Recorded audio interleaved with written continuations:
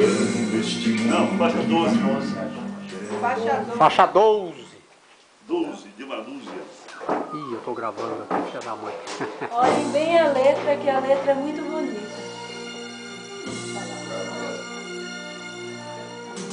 Olhando este mundo, ele viu grande multidão, andando sozinho, sem nada nas mãos. Sua vida foi rosa vermelha cravada na cruz.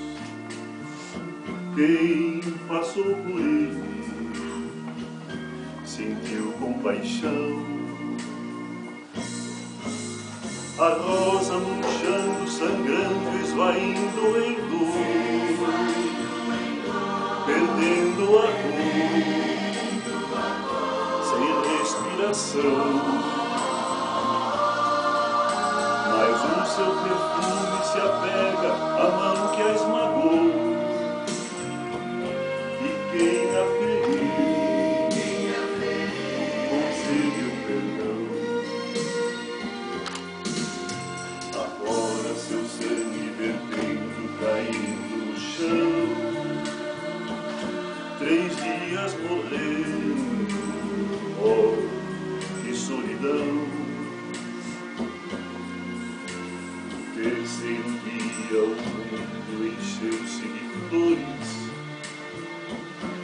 e a rosa vermelha de novo brotou.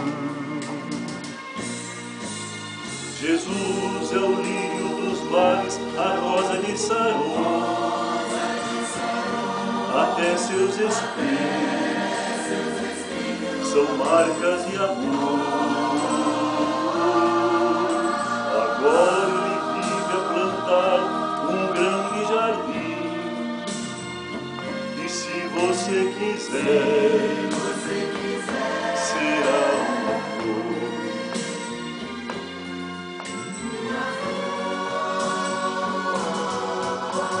Agora seu sangue vertendo, caindo no chão,